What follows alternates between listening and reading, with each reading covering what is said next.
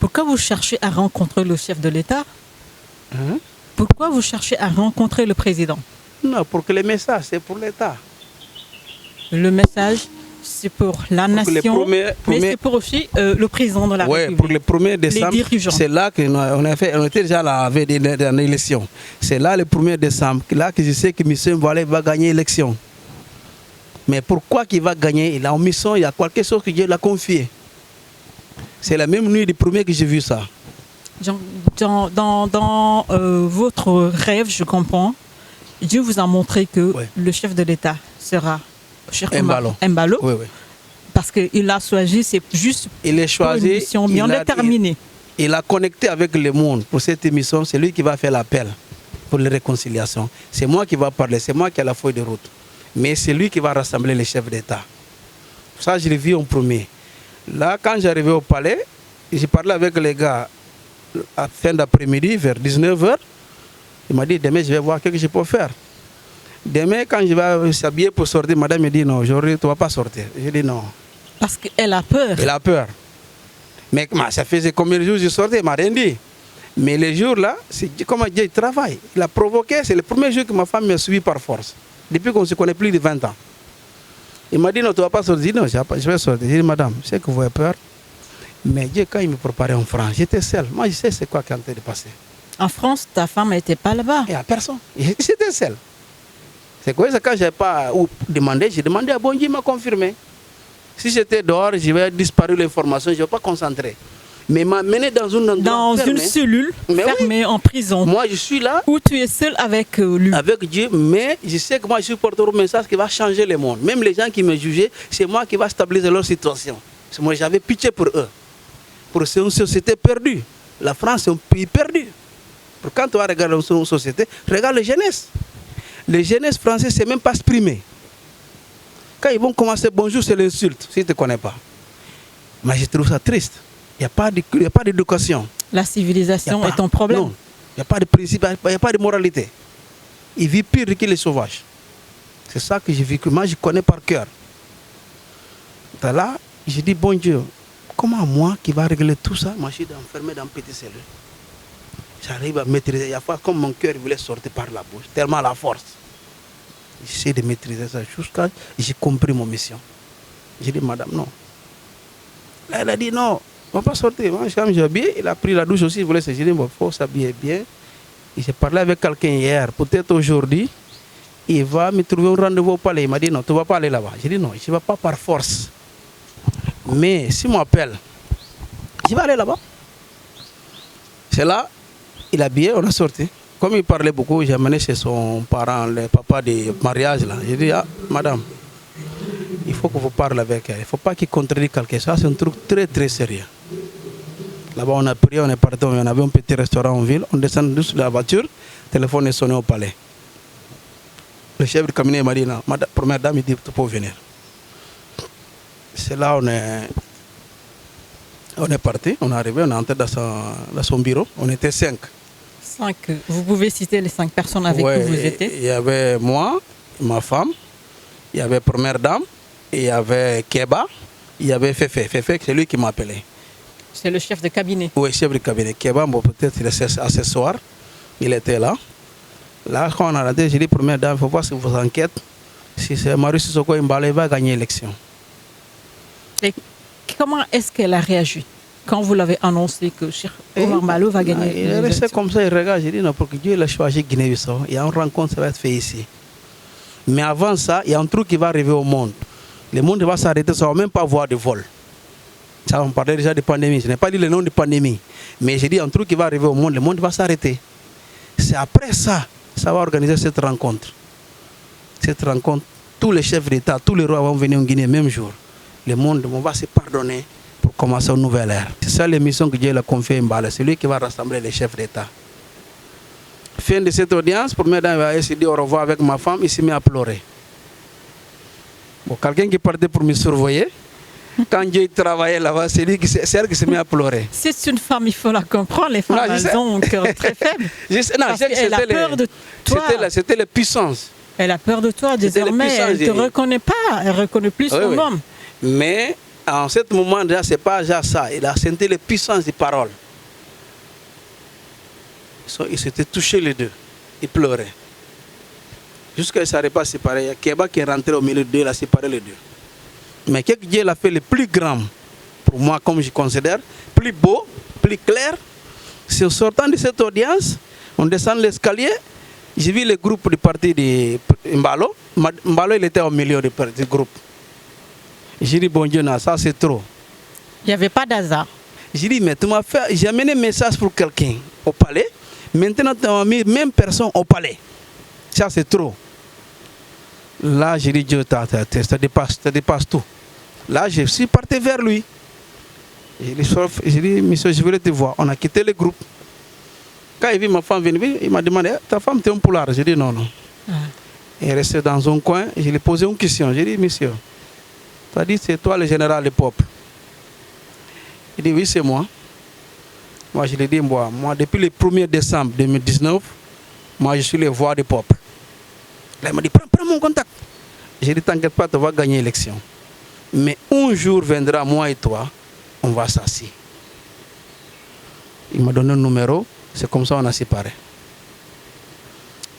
Ça, c'est on est en train de parler entre 6 ou 7. Mais la première dame, il a ça dans son agenda. Les jours que les presses vont arriver à lui, il va sortir l'agenda, on va voir les jours, l'heure, même quand j'arrivais là-bas. Bon, l'élection, c'était le 29 décembre. C'était gagné. Oui, il a mais maintenant, j'ai dit, bon Dieu, pour que les gens me disent, je suis fou, c'est comme je dis, le monde va s'arrêter. Ça ne va pas avoir de vol. J'ai dit, bon Dieu, je sais que ça va arriver, mais comment? Mars 2020, le monde s'est arrêté. C'était la pandémie de la Covid-19. 2 semaines après, il n'y avait plus de vols dans les aéroports. 2 semaines après, j'ai dit, bon Dieu, maintenant j'ai compris.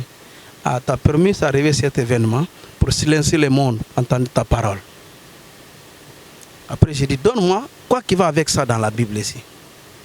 Je veux la Bible par hasard, j'ai tombé sur l'Ésaïe, c'est une Bible neuve que j'ai achetée, sur l'Ésaïe 42. Il dit, c'est moi qui t'ai choisi. J'ai mis mon esprit en toi, j'ai fait tomber les nations devant toi.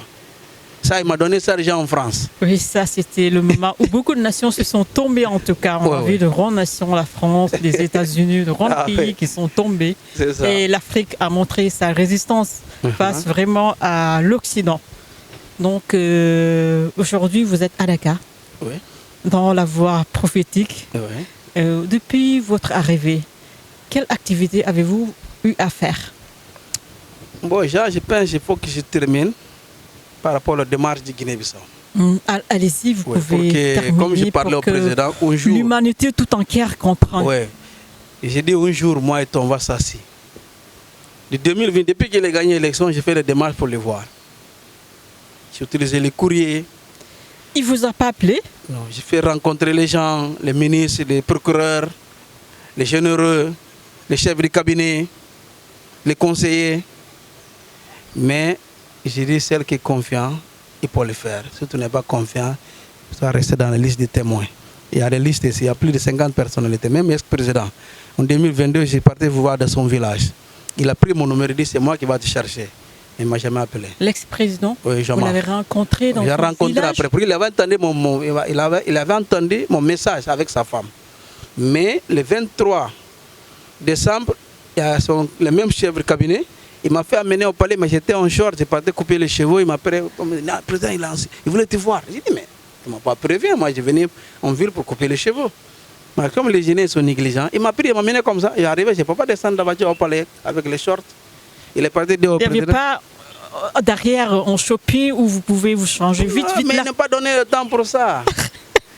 J'ai parti, j'ai resté dans la voiture. Il est parti dire au président, le monsieur il est là, mais il a un short, il ne peut pas descendre. Le jour, c'était le dernier voyage qu'il a fait pour Congo, avant l'élection, quoi. Le président il a dit, bon, comme je suis déjà positionné pour sortir, on laisse pour la prochaine occasion. C'est là, cette occasion, bon, j'ai trouvé qu'il 2022, quoi. Là, j'ai dit, bon, je voulais voir le monsieur, lui, il est en mission. Si tu crois, tu peux me faire voir le monsieur Mbalo. Ça fait plus de 2 ans que je le cherche. Plus de 2 ans après être élu président de la République. Oui, oui. Alors qu'en 2019, vous l'avez bien informé qu'il sera président de la République. Et pourtant, il a pris vos contacts. Non, c'est moi qui ai pris son contact. Merci. J'essaie de faire des démarches dans ce numéro, il n'y a rien.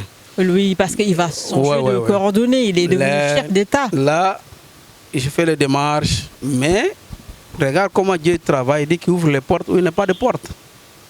Si quelqu'un me disait, c'est mon fils qui m'a fait arriver au palais, il va dire non. Votre fils? Mon propre fils. Comment? Bon, comme depuis que cette affaire s'est arrivée, il lui croyait à ça. Même quand sa maman, il y avait une guerre. Attendez, comment est-ce que il peut croire en ça alors que normalement les garçons, votre fils est un garçon, rappelez son nom. Bojack. Bojack, alors que les garçons d'habitude ils sont du côté de leur maman.